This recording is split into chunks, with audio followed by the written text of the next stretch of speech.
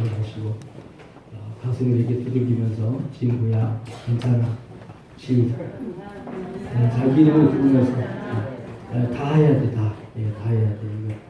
이거 우리가 살면서 상처들이 많아요. 아픔들이 많고 자 다시 두 손으로 가슴을 두들기면서 자기 이름을 부르면서 친구야 괜찮아 잘했어. 앞으로 더 잘 될 거야. 하나님 감사합니다. 따라하시라고. 하나님 감사합니다. 가정 주셔서 감사합니다. 가정을 주셔서 감사합니다. 아들 없는 사람 어떻게 하라고. 많은 사람들이 괜찮은 듯하고 살아가고 있는 것 같지만 속이 문드러지고 갈기갈기 찢긴 상처를 그저 그냥 너덜거리는 가슴을 잠깐 가리고 그냥 사는 거예요. 자기 상처를 내보이면 내보이는 만큼 더 약해지는 것 같아서 누구에게 나의 문제와 아픔을 꺼내면 더 초라해지는 것 같아서 자꾸 우리는 더 무장을 하는 거예요. 하나님 앞에도 자꾸 우리 자신을 움츠리고 같이 살아가는 가족들에게도 자기가 가진 부끄러운 그 상처를 아픔을 내놓는 것을 주저하는 거예요. 여러분 그런데 하나님은 우리가 그렇게 연극을 하고 연출하는 사람이 되기를 원하지 않습니다. 아픔이 있을 때 문제가 있을 때 그 아픔과 문제를 하나님께 고스란히 갖다 드리고 하나님으로부터 내려오는 치유와 치료와 은혜와 극복해 나갈 수 있는 헤쳐나가는 능력을 얻기를 원한다는 사실을 기억하시기를 바랍니다. 그래서 예수 믿는 사람들은 연극쟁이가 아니고 배우가 아니고 예수 믿는 사람들은 하나님의 은혜를 구하는 사람들입니다. 아프다는 사실을 인정하지 않은 사람은 병원에 가지 않습니다. 아프지 않으니까. 그런데 상처가 있어요. 골마가고 있어요. 세포가 자라고 있어요. 끝이 돼요. 끝나는 거죠. 하나님께서 이 세상을 창조하시고 가장 먼저 만드신 기관이 바로 가정입니다.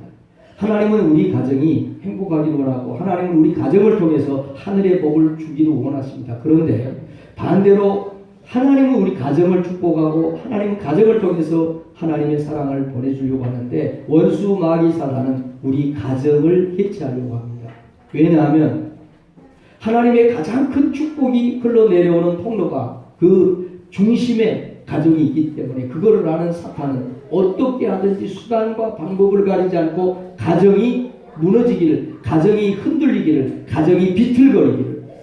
로버트 브라우닝은 그런 얘기를 했습니다. 가정은 일찍 맛보는 천국이다. 가정에서 천국 맛보지 못한 사람은 어디를 가도 결코 천국을 맛볼 수가 없는 겁니다. 여러분, 원수마귀 사단은 어떻게 해서든지 우리가 하나님의 복 받는 것을 해방하기 위해서 우리 가정을 향해 공격을 합니다. 수단과 방법을 가리지 않고. 우리나라에서 최고 큰 결혼 정보 회사를 운영하고 있는 선우라고 하는 이웅진 씨 CEO가 오래전에 책을 썼어요. 결혼한 여자, 이혼한 여자, 그리고 결혼할 여자. 책의 내용은 아픔, 그리고 뭐 핑크빛 이런 것 아니에요. 결혼했어요. 안 맞아요. 힘들어요. 그래서 이혼했어요. 결혼했어요? 그럼 이혼하지 마세요. 이혼했어요? 문제가 있어서 사정이 있어서 이혼할 거죠. 할 수 있어요. 그런데 이혼했어요? 그럼 극복해야 되는 거예요. 극복해야 돼요. 내가 결혼했어요. 내가 선택했어요. 그걸 극복하지 못하고 흔들리면 원수마귀 사단이 까불고 우리를 장난질하게 되는 거예요. 여러분, 5월은 가정의 달입니다. 5월은 푸르구나. 오늘은 어린이날, 어버이날, 스승의 은혜, 부부데이. 여러분, 그거에서 가정이 행복해져요? 가정의 주인은 하나님이시고 가정이 하나님의 품 안에 있을 때, 하나님의 손에 잡혀 있을 때 가정은 행복해질 수 있다는 사실을 저는 믿습니다. 아멘. 오늘 이 말씀을 나눌 때 저와 여러분이 다시 한번 우리가 잘 알고 있는 말씀이에요. 그러나 어떻게 할 때 진짜 행복한 가정이 되는가? 우리가 행복한 가정이 되겠다고 캠페인을 하고 슬로건을 걸고 무슨 여행을 다니고 행사를 해서 행복한 가정이 되는가? 돈 좀 더 수입이 늘어서 행복한 가정이 아니라는 거예요. 오늘 이 말씀을 나눌 때 저와 여러분에게 하나님이 주시는 가정 행복의 비밀, 비결이 다시 해석이 되는 은혜가 있기를 축복합니다. 이 말씀이 우리에게 주는 첫 번째 교훈입니다. 시작. 자녀들에게 바른 신앙 교육을 가르쳐야 합니다. 가정에서 진짜 행복한 가정이 되려고 하면 제가 나이를 먹어보고 날이 가면 갈수록 분명한 것 한 가지는 가정에 자녀들이 잘 되지 못하면, 자녀들이 바른 자리를 지키지 못하면 그 가정은 아무리 돈이 많아도요, 아무리 아버지가 출세가도를 다니고요, 아무리 어머니가 뭐 생각하는 것이 잘 돼도 자녀들이 자리에 역할을 못하면 그 가정은 행복해질 수가 없어요. 시편 127편 기자는 보라 자식들은 여호와의 기업이라 했어요. 이 세상을 살아가면서 우리 어른들이 하나님으로부터 받은 가장 큰 선물, 환산할 수 없는 선물, 어떤 가치로도 대체할 수 없는 가장 큰 선물은 하나님이 저와 여러분들에게 주신 자녀들이 되는 것을 저는 믿습니다. 그래서 모든 이 세상을 살아가는 부모들의 마지막 소원이 뭐냐면 자나깨나 내 자식 잘 되는 거예요. 낳으실 제 괴로움 다 잊으시고 어르시고 다 오직 자식 생각. 부모의 모든 마음은 자녀들이 잘 되는 거예요. 자녀들이 하나님이 우리에게 주신 가장 큰 축복이고 자녀들을 통해서 하나님의 가장 큰 선물이 우리 삶에 흘러내려온다는 사실을 믿으시기를 바랍니다. 그래서 저와 여러분은 자녀들을 위한 기도를 많이 해야 돼요. 아무리 자녀들을 위한 기도를 많이 해도 지나침이 없는,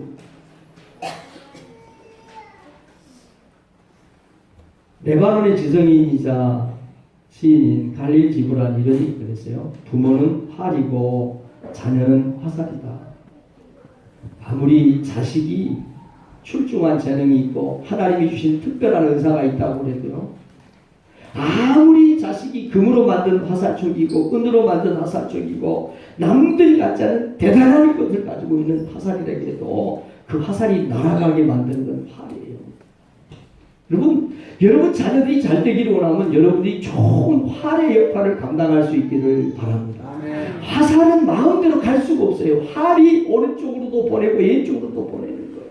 그런데 오늘 이 시대에 우리 부모들이 온통 자녀들을 어떤 방향으로 쏘느냐 그러면 하나님 믿고 하나님 복 받는 방향을 향해서 화살을 쏘는 게 아니고 온통 세상의 것에 미쳐가지고 세상 교육하는데, 세상 1등 하는데, 세상 돈 버는데, 세상 좋은 대학 가는데 거기로 계속 화살을 쏘는 거예요. 자녀들은 선택의 여지가 없어요.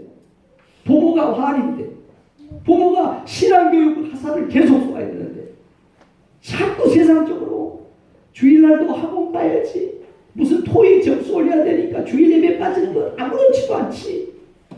자꾸 부모가 활의 역할을 하는데 저는 그렇게 생각해요. 부모의 역할이 어떤 역할이냐? 하나님이 우리 자녀들에게 저마다 주신 은사와 달란트가 있어요. 그 은사와 달란트를 마음껏 이 세상에서 펼칠 수 있는 스페이스, 장을 만들어주는 거예요. 마음껏 우리 아이들이 가진 하나님이 부여한 그 탁월한 은사, 달란트, 그거를 우리 아이들이 최대한 발휘할 수 있도록 그 공간을 만들어주는 게 부모의 역할이에요. 공부가 안 되는 일을 어려서부터 사용을 하는 것도 아니고, 이거 뭐 짐승 동물원도 아니고, 얘들을 전혀 자녀들의 은사와 하나님의 달란트와 상관없이 오른쪽으로 쏴야 될 화살을 왼쪽으로 계속 쏴대고, 안 되는 거를 자꾸 윽박지르고, 온통 성적, 온통 인류, 우리 아이들이 그러니까 이 병 들어가는 거예요. 공부를 합니다. 인성이 잼맹입니다. 성적은 올라갔어요. 좋은 회사에 들어갔어요. 서울대학을 들어갔다고 쳐요. 서울대학에서 최고 탑이라고 그래요. 도덕성이 무너지고 인성이 무너지고 인격이 무너지는데 그 1등 어디다가 쓸 겁니까 도대체? 어떤 가정에 얘가 학원에 하루 종일 뱅글뱅글 돌다가 피곤해 가방 들고 집에 탁 집어던지고 소파에 들은 텔레비전 켜는 거예요. 엄마 물 좀 줘. 엄마가 저녁 가족들 식사 준비를 하는 거예요. 냉장고에 물 있어. 꺼내 먹어. 갖다가 먹으면 되잖아요. 들어누워서 학원 갔다 온 거예요. 공부하고 왔다는 거예요. 자기는 지금. 엄마 물 달라니까. 아니 냉장고에 있다고 그랬잖아. 엄마 지금 일하는 거 안 보여? 갖다 먹으면 되잖아 얘가. 그런데 엄마 진짜 물 안 줄 거야. 진짜 물 안 줘. 짜증을 내. 그러니까 엄마가 톤이 올라가는 거예요. 이놈 새끼야. 엄마 일하는 거 안 보여? 냉장고 물 갖다 끌어 먹으라고 그랬잖아. 한 번만 더 그러면 너 혼낼 거야. 그리고 얘가 가만히 있다가 그 정도 되면 이제 가서 끓이다 마시면 되잖아요. 뭐라 그런 줄 아세요? 엄마 나 혼내러 오면서 물 좀 갖다 주세요. 우리 애들이 공부 잘하는데 성적은 괜찮은데 인성이 완전히 인격이 도덕성이 제로랍니다. 제로. 그냥 얘들이 그냥 세상 쪽으로만 팍 쏘아대는 거예요. 우리 아이들이 정말 잘 되기를 원하십니까 여러분? 그러면 영적으로 세상적으로도 잘 돼야죠. 영적으로 먼저 하나님과의 관계가 바르게 되고 신앙이 몸에 배이게 되면 그 자녀는 반드시 역할을 하는 자녀들이 된다는 것을 알아야 됩니다. 오늘 말씀을 보세요. 오늘 이 3절 후반에 뭐라고 얘기를 하느냐면 내 식탁에 둘러앉은 자식들은 어린 감람나무 같다 그랬어요. 자녀들이 잘 돼야 되는데 자녀들이 어떤 역할을 해야 되느냐. 감람나무는 풍요와 번영의 상징입니다. 이스라엘 유대 문화에 올리브 기름이 없다. 살림살이가 안 되는 겁니다. 자녀들이 누구냐. 내 식탁에 둘러앉은 어린 아이들은 감람나무 같다. 감람나무 오일입니다. 올리브 오일. 이 올리브 오일이 뭐 하는 거예요? 어두운 밤에 빛을 비추는 등불이 됩니다.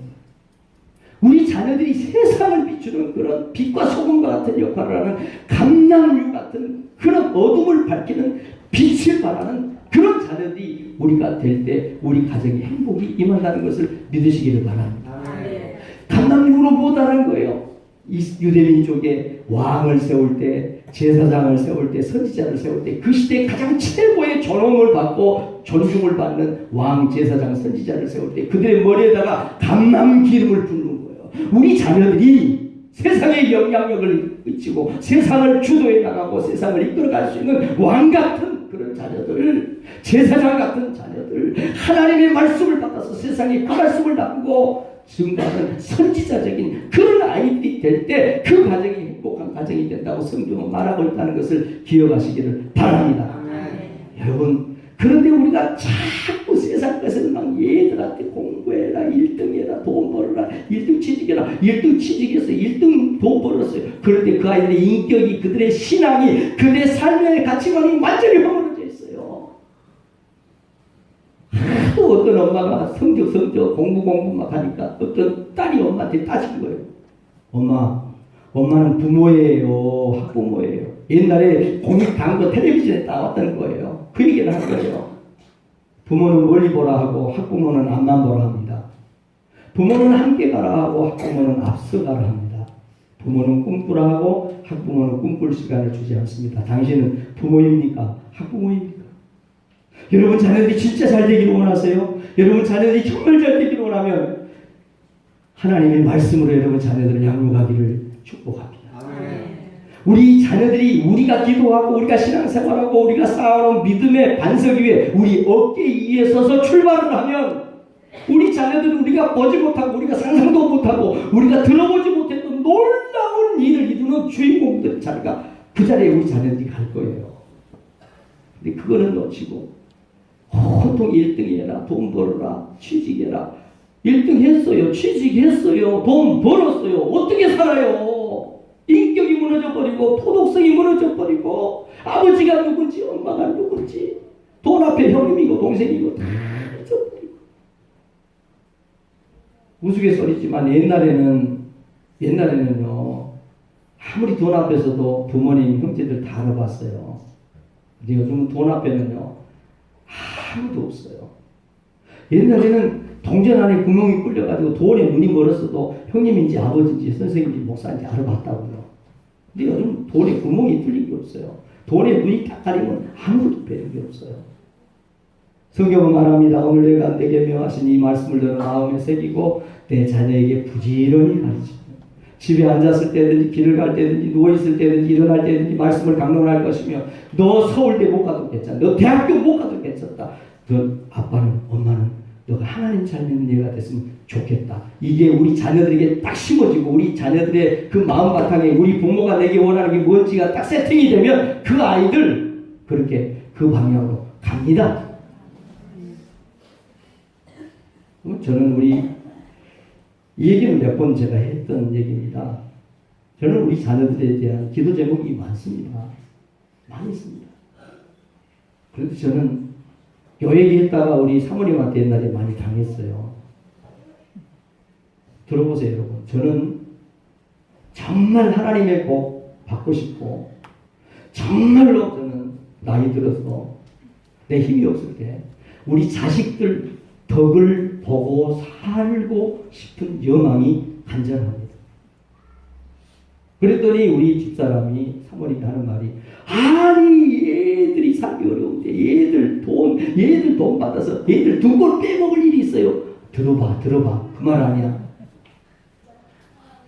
저는 평생 교회에 일을 했습니다. 하나님이 됐습니다. 제 노후는 하나님이 책임져 준다고 저는 믿습니다. 하나님이 책임져 줄 것이고 우리 교회도 책임을 져 주실 것이고 또 주변에 좋은 사람들이 있어서 제가 나이 들고 힘이 없어도 저를 도와주고 저는 여러 사람들의 도움을 받고 살아갈 수 있다고 생각을 합니다. 제 아이들에게 그랬어요. 어렸을 때입니다. 앉혀놓고 아빠는 잘 들어라. 아빠는 평생 하나님이 일했기 때문에 아빠의 확신은 하나님이 아빠의 노후는 책임진다고 믿는다. 교회를 위해서 충성했기 때문에 교회에서도 아빠를 모른 척은 하지 않을 것이다.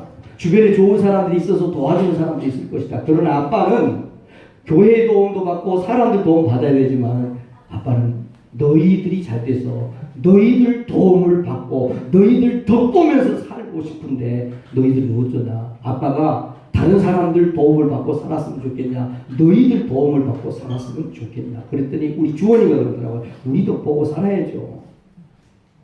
사랑하는 성도 여러분, 여러분들이 자식들 덕을 보고 사는 은혜가 있기를 바랍니다.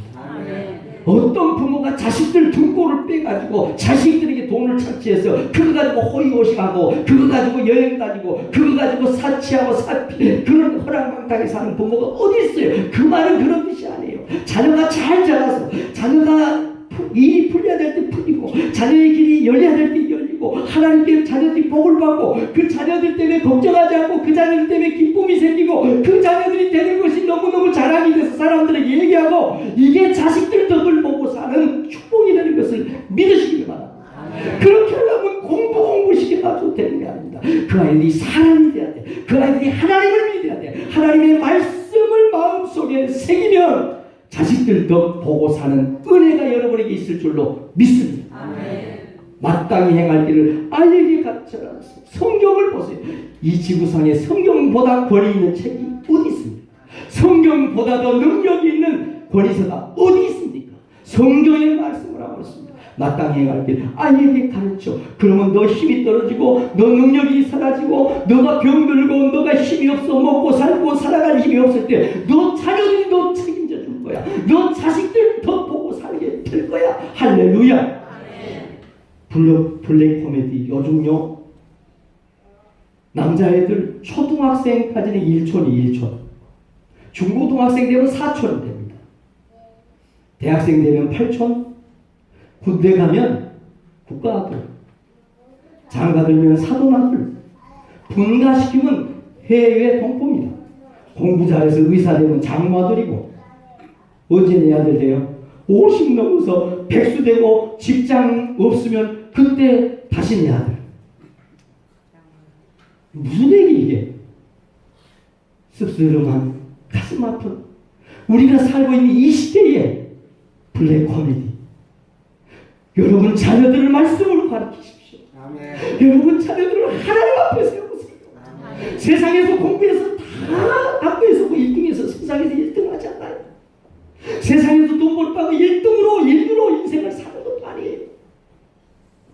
대학원 못 가도 괜찮아요. 잘 사는 사람 많아요. 저는 우리 자녀들이 정말 하나님을 잘 믿고 정말 부모가 힘이 떨어지고 부모가 능력이 없고 부모가 병들었고 부모를 부모로 알 줄 아는 사람다운 그런 아들, 그런 딸, 그러면 행복한 가정이 된다고 믿습니다. 오늘 이 말씀이 우리에게 준 두 번째 교훈입니다. 시작. 부부의 도리와 역할을 감당하는 가정이 되어야 합니다. 가정은 그렇습니다. 한 남자와 한 여자, 남편과 아내가 최소 가정 구성 단위. 그런데 이 세상을 사는데 가장 힘들고 어려운 관계가 어떤 관계냐 그러면 부부간의 관계입니다. 제일 가까운데 가까울 때는 촌수가 없어요. 그런데 그 둘 사이가 조금만 틈이 생기고 문제가 생기면 세상의 어떤 원수보다도 이 세상의 어떤 사람도 멀어지는 게 부부예요. 우리 한국의 참 안타까운 문화가 결혼 문화가 이 안타까워. 결혼이 뭔지를 공부를 해본 적이 없어요. 결혼을 어떻게 해야 성공적으로 살아갈지를 몰라요. 남편의 역할은 모르고 아내의 역할이 뭔지를 모르고 덜컥 결혼 먼저 하는 거예요. 문제가 생기는 거예요. 토마스 플렉이라는 사람이 그런 얘기했어요. 결혼하기 전에는 두 눈을 동그랗게 뜨고 살펴봐라. 결혼했냐? 그러면 한쪽 눈을 찌끔 감고 살아야 돼. 그런데 우리는 반대. 결혼하기 전에는 뭘 해도 다 마음에 든다. 뭘 해도 아주 정신없어. 결혼하는 순간 감았던 눈을 뻘뻘이 뜬 거예요. 그래서 이거 당신은 이것이 이래서 문제고 저거 저래서 문제고 이건 이래서 안 되고 저건 저래서 안 되고 그때부터 이제 가정에 문제가 생기기 시작합니다. 그래서 결혼했는데 또 그렇게 되고 또 그렇게 되고. 여러분 세상에 공부해야 될 게 뭐가 있어요? 공부해야 될 게 진짜 많지만 진짜 공부해야 될 것은 가정에 대한 공부를 우리 특별히 한국 남자들은 많이 해야 된다는 것을 기억하시기 바랍니다. 여러분 남편들 아내 사랑하기를 그리스도께서 교회를 사랑하고 그 교회를 위해서 자신을 주신 거죠. 여러분 하나님께서 우리에게 복을 주시는데 가정과 교회는 직접 하나님이 통치하신 거예요. 하나님이 직접 디자인하고 만든 게 이 세상에 딱 두 개의 기관이 있습니다. 가정과 교회입니다. 교회보다 가정을 먼저 만들었어요. 가정을 통해서 하나님은 복을 주시기를 원하는데 누구를 통해 복을 주기를 원하냐? 가장인 남편을 통해서 하나님께서 복을 흘려보낸다는 것을 기억하시기를 바랍니다. 아멘. 교회에서는 하나님의 말씀을 주의 종을 통해서 흘려보내는 거예요. 여러분, 하나님의 질서요. 하나님의 법칙이요. 그런데 요즘 아내들이 남편들을 알기를 아주 우습게 여깁니다. 요즘 아내들이 다 직장생활을 하거든요. 가정에 따라서는 아내의 수입이 훨씬 더 많은 그런 가정도 있어요. 능력이 더 뛰어난, 활동이 더 성한 그런 아내가 있어요. 여러분 착각하지 마세요. 수입에 여러분의 가진 능력에 가장이 결정되지 않고 하나님은 아내의 머리로 남편을 세우신 것이 교회의 머리 되는 분이 예수님인 것처럼 여러분의 가장의 권위를 세워내는 여러분들 되기를 주의 이름으로 축원합니다. 가장이 가장으로서의 자리를 지키지 못하면 그 가정이 행복해지지 못합니다. 참 안타깝고 동한 건 뭐냐면 우리 한국 남자들은 가정을 지킨다는 것이 뭔지는 몰라요. 대한민국 모든 남자들에게 당신에게 가장 소중한 게 뭡니까? 가정이라고 해요. 대한민국 모든 남자에게 물어봅니다. 돈이 중요합니까? 자식이 중요합니까? 자식이 중요해요. 부인이 중요합니까? 돈이 중요합니까? 부인이 중요해요. 알아요.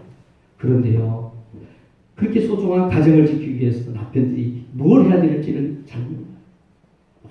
밤새도록 돌아다니고 집에는 얘들이 몇 년 전에 그런 학교에서 선생님이 아버지에게 편지 쓰라고 그런 거예요. 얘들 초등학교 4학년짜리가 그런 글을 썼어요. 아빠 우리 집에 자주 좀 놀러 오세요. 그 애는 잠들고 나면 아빠가 왔다가 잠깨고 나면 아빠는 이미 나가고 없어요. 그러니까 그 어린 애가 우리 아빠는 가끔 한 번씩 자기가 깨어있을 때만 보니까 그때 오는 줄로 아는 거예요. 이게 웃긴 거죠. 그래서 이제 아내가 좀 시간 좀 보내달라, 아이들하고 놀아달라. 우리나라의 문화는 그런 문화가 안 돼 있어요. 문화라는 게 뭐냐면 부모님의 등을 보고 배우는 거거든요. 우리 아버지가 우리 어머니하고 쇼핑하는 걸 본 적이 없어요. 우리 아버지가 장바구니 들고 후줄근에 엄마 따라다니면서 엄마가 사는 무도 넣고 배추도 넣고 따라다니는 거 본 적이 없어요. 요즘 대한민국 남자들이 제일 힘들고 어려워하는 게 뭐냐면 아내와 함께 쇼핑 가는 거거든요. 그거를 못 견디는 거예요. 힘들다. 그런 걸 본 적이 없어요. 어떤 아내가 백화점에 가서 옷을 입어보고 이 옷 저 옷 입어보고 그냥 아무 생각 없이 카드로 긁고 그 옷을 다 사는 부인애들이 어디 있어요? 없어요. 못 삽니다. 어차피 못 사고 한번 입어보고 한번 둘러보고 올 거예요. 그런데 그거를 따라가서 옆에 있으면서 사지도 않은 걸 뭘 걸쳐보고 그래. 빨리빨리 끝내. 지금 몇 시간 본 적이 없어요. 얘들하고 놀아줄 걸 본 적이 없어요. 여러분 참 가슴 아픈 일들이 많아요.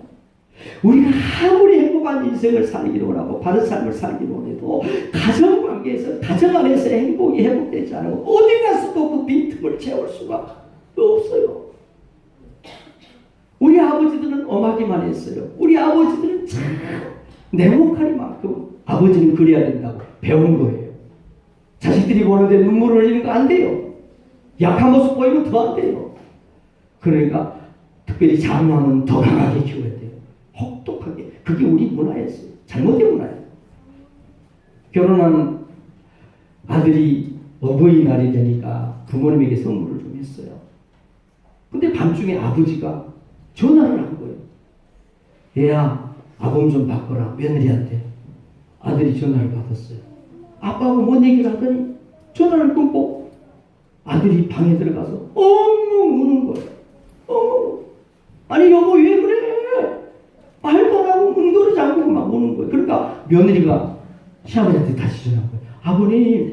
아버님, 아범에게 도대체 무슨 얘기를 하신 거예요? 지금 아버지 전화 잠깐 하고 끊고 들어가더니 방에서 지금 30분 동안 울고 있어요. 도대체 무슨 얘기를 하신 거예요? 엄마, 내가 그동안 애비한테 너무 무섭게 굴고 부정하게 해서 아버지가 미안하다. 아버지가 너 사랑한다. 그 말했다는 거예요. 평생 우리 아버지는 그런 줄 아는 거예요. 그렇게 아버지하고 그런 벽을 가지고 살다가 아버지가 미안하다. 사랑한다. 그걸 한마디. 그 나이 같은 아버지가 문을 걸어 잠그고 가서 엉엉 30분 울었다는 거예요. 여러분 유럽에 가보면 아버지들이 아들하고 딸들하고 놀아주는 거 이건 너무너무 당연한 거예요. 의사 선생님들, 법원에 판사고 그런 분들 그거 전혀 문제가 안 돼요. 집에 돌아오면 아버지가 되고 남편이 되는 거예요. 우리는 아버지들이 부엌에 들어가는 걸 이걸 불경스러운 일로 여겼어요. 아주 이건 비도덕적인 것으로 잘못된 문화라니까요. 고쳐야죠. 남편이 참 고마운 마음이 들어서 큰 마음을 먹고 꽃다발을 하나 들고 갔어요. 그랬더니 아내가 하는 말이 여보 고마워. 돈 없는데 이걸 어떻게 또 사왔어. 용돈도 조금밖에 안 주는데 이러면 내가 미안하잖아. 뭐 이렇게 나와야 되잖아. 뭔 일이야. 내일 아침에 해가 서쪽에서 뜨겠네. 그 남편이 다시 그 꽃 사가지고 가겠습니까? 그 순간 남편은 다짐합니다. 내가 죽으면 죽었지 꽃 안 산다 했죠. 여러분 IMF 때 실제 있었던 일입니다. 남편들이 우후죽순처럼 명태로 해외 정리해고로 직장을 막 잃었어요. 그때 어떤 가정에 정리당한 해고당한 남편이 아내에게 말할 수 없어서 매일 출근하는 것처럼 나가는 거예요. 그런데요, 여러분 여자들은 무서워요. 여자들이 무서운데 여자들 중에 제일 무서운 여자가 누구냐면 부인이에요. 아내예요. 우리 사모님이 무서워요. 눈을 뻔히 쳐다보고 말해봐 그러면 저는 거짓말을 할 수가 없어요. 남편 딱 보면 알죠. 이게 지금 잘린 거예요. 그런데 차마 말을 못하고 공원 벤치에 가서 앉았다가 장기 보다가 뭐 이렇게 돌아오는 거예요. 그 아내가요. 어느 날 아침에 출근하는 남편의 호주머니다가 편지를 하나 줬죠. 여보 직장에 가서 읽어봐. 공원 벤치에 와서 딱 펼쳐보니까 여보 당신은 직장을 잃어도 언제나 내 남편이고 우리 집의 가장이에요. 당신이 돈 있을 때뿐 아니라 돈이 없어도 여전히 내 사랑하는 남편이에요. 당신이 출세를 해서 유명한 사람이 될 때도, 당신이 넘어져 실패할 때도 여전히 당신은 내 남편이에요.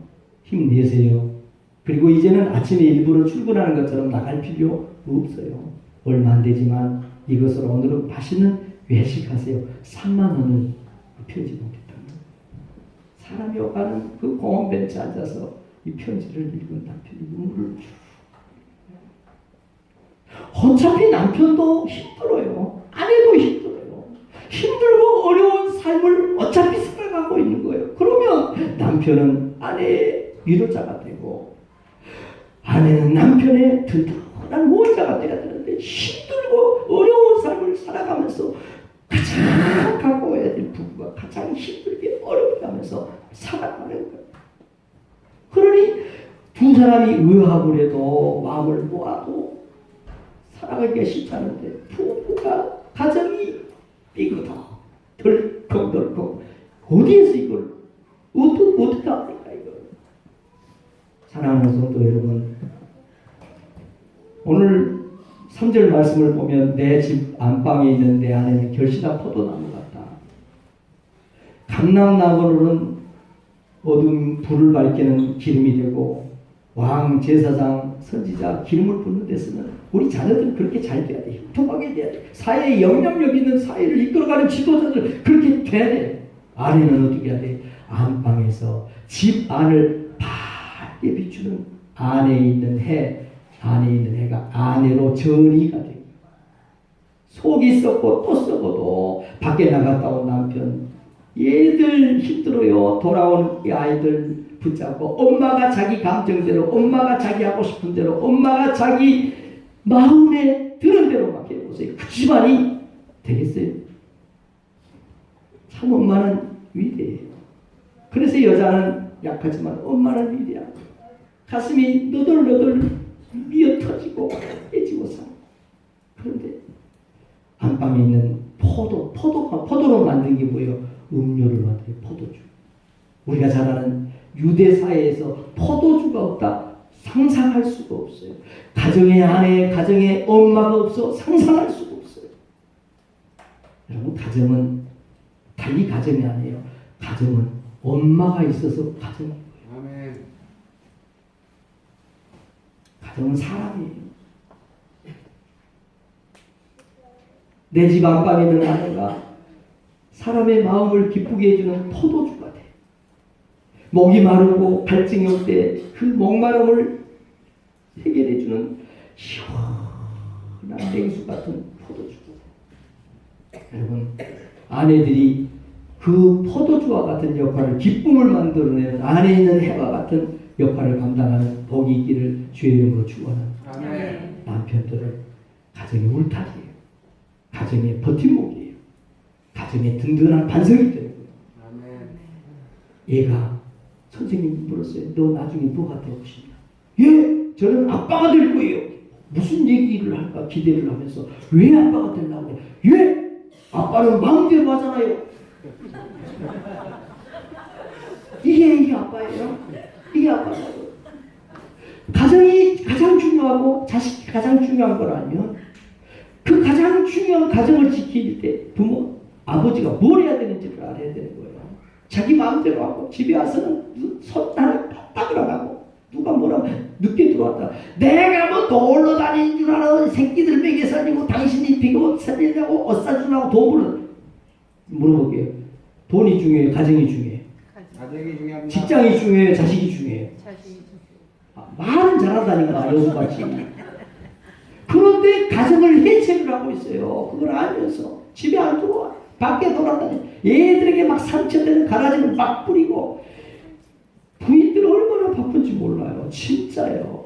어떤 남편이 하도 자기 아내가 노는 것 같으니까 하나님께 기도를 했대요. 하나님, 하루만 좀 역할을 좀 바꿉시다. 내가 얼마나 힘든지 내 집사람이 좀 알아야지 내 일을 이해를 하고. 하루를 바꿨어요. 할렐루야, 오늘 하루는 시작. 그래가지고 남편이 아내가 돼가지고 아침부터 이제 콧노래를 부르면서 오늘 나는 논다. 그리고 하는데 세상에 애들 학교 보내 남편 보내고 공과금 내고 오고 반상회 갔다 오고 또 오후 3시간 폐쇄가 돼버리고 얘네들이 오니까 또 받아서 간식 먹이고 가방 챙지 사고 보내고 또 좀 하고 9시 되는 거예요. 남편 들어오니까 또 밥 챙기고 하루가 어떻게 가는 줄 모르고 와 하나님 빨리 12시 됐으면 좋겠습니다. 그래가지고 이제 애들 재우고 잠자리 들라고 딱 11시 반에 잠자리 들어갔는데 남편이 옆으로 오는 거예요. 일을 안 하고 그냥 참았어. 12시가 됐습니다. 하나님 이제 원위치 시켜주세요. 그러니까 하나님 그랬대 할 수 없다. 1년을 더 기다려라. 방금 동침하면서 네 속에 아이가 생명이 되느니라. 여러분 힘들어요. 어차피 남편도 힘들고 아내도 힘들어요. 그 힘든 세상을 같이 이기면서 손에 손을 붙잡고 나가라고 우리를 가정을 만들고 남편을 만들고 아내를 붙여줬다는 사실을 믿으시기를 주의 이름으로 축원합니다. 오늘 이 말씀이 우리에게 주는 마지막 교훈입니다. 시작. 부모에게 효도하는 가정이 되어야 합니다. 에베소서 6장 1절부터 3절까지는 그렇게 말합니다. 자녀들아 주 안에서 너희 부모에게 순종해라. 이것이 옳다. 부모는 공부를 많이 해서 부모는 나에게 합법적인 권위를 가진 어떤 대상이기 때문이 아니에요. 부모가 잘생기고 부모가 능력이 있고 부모가 돈이 있고 부모가 학식이 풍부하고 부모가 어떤 사회적인 위치가 있어서 그런 말은 하나도 없어요. 부모님은 부모님이니까 아버지는 아버지니까 어머니는 어머니니까 공경하고 효도하는 것이 하나님의 말씀의 법이 되는 것을 기억하시기 바랍니다. 때로는 주의 종이 여러분보다 지식이 형편없이 모자랄 때가 있어요. 여기서 설교하는 목사지만 성경을 실수할 때도 있어요. 여러분이 알고 있는 어떤 분야보다 형편없이 뒤떨어질 경우가 있어요. 인물은 둘째 치고라도. 여러분 그런데 성경은 말합니다. 내 주의 종이 학식이 뛰어나고 인물이 뛰어나고 실력이 뛰어날 때 그때만 종으로 인정하고 섬겨라 그러잖아요. 네 부모가 돈 벌고 네 부모가 잘 나가고 네 부모가 건강하니까 그때 잘 섬겨라 그런 적이 없어요. 너는 네 부모를 섬기는 것이 맞다. 배웠든지 못 배웠든지 여러분 어버이날을 지내면서 많은 생각이 이제 들죠. 여러분도 부모가 되고 그러나요? 여기 앉아계신 70대고 80대신 우리 어른들도 누군가의 딸이었고 누군가의 아들이었어요. 지금 우리가 부모가 되어 있지만 누군가의 자녀, 누군가의 자식이 우리에게는 또 부모님이 계셔요. 그분들을 생각할 때마다 죄스러운 마음이 할 수가 없어요. 제가 이제 어제 저녁에 이제 주보를 하면서 우리 아버지에 대해서 잠깐 썼어요. 제가 이제 우리 아버지가 살아가신 그 인생길을 저도 이제 걸어가잖아요. 제가 가만히 이제 이해의 폭이 좀 넓어지는 거죠. 아버지를 생각을 해봐요. 야, 나라고 하면 어떻게 견뎠을까? 우리 아버지는 우리 할아버지 얼굴을 기억을 못해요. 그러니까 아버지가 거의 없는 집에서 정말 가난하게 18살에 저희 어머니하고 동갑 결혼을 하셨어요. 내 집이 없어요. 그래서 우리 이모네 집 문간방에서 우리 가족이 살았어요. 벗음을 했어요. 남의 집 일을 하면서. 생각을 해본 거예요. 그래도 한 집의 가장인데 자기 가족을 다리 모으고 머리 모을 집이 없어. 터전도 없어. 돈 버는 방식이 없어. 남의 일을 하는데 그때 술을 안 마시고 어떻게 살 수 있겠는가? 술을 마실 수밖에 없었겠다. 아들이 하나 있는데 세상에 인문계를 고등학교를 가야 되는데 돈이 없어 못 가는 거야.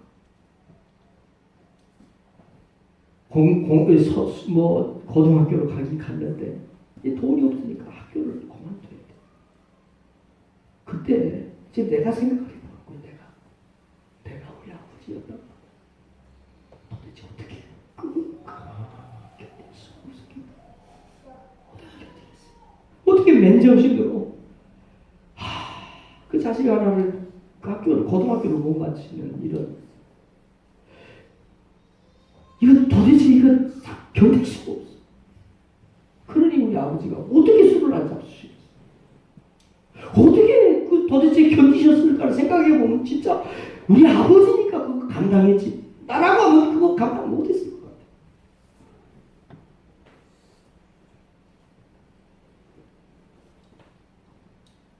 여러분, 부모님은 그냥 부모님이니까 아버지고 그냥 어머니니까요. 나이가 들면 부모님, 많은 사람들이 우리 자식들의 짐이 된다고 알고 있어요.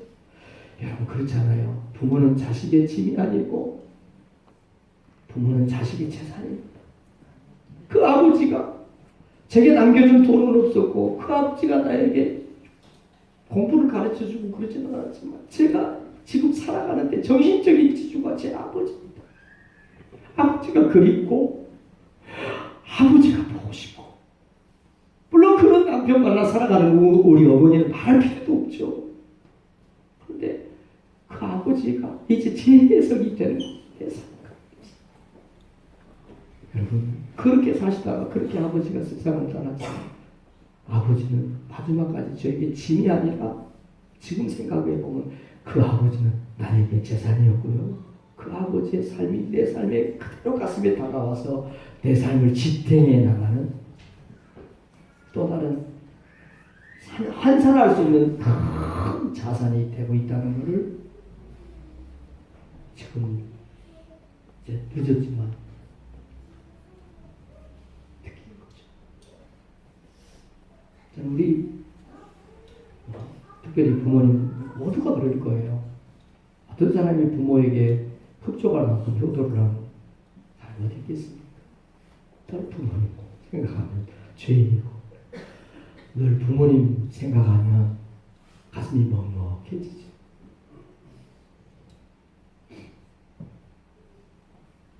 여러분, 부모는 똑똑할 때만 부모가 아니에요. 부모는 건강할 때만 부모가 아니에요. 진짜 자식이 필요할 때는 병들고 힘없고 돈 없고 그럴 때 자식이 필요한 거예요. 부모는 자식들을 등골 빼먹고 싶은 부모는 하나도 없습니다. 내 심장을 빼더라도 내 간을 빼더라도 내 자식이 잘 되는 게 그게 자식 부모의 소원이지 어떤 부모가 자식의 등골 빼먹고 살고 싶은 부모는 없어요. 부모가 원하는 것 우리들 마음에 정말 정성을 마음을 사랑을 담은 아버지 아버지 사랑해요. 이러면 부모는 온 세상을 다 돈 그건 별로 중요하지 않아요. 맛있는 거 먹고 3시간이면 끝나요. 정말 우리 부모에게 필요한 것은 자식들의 존중과 부모를 사랑하는 그 사랑의 마음.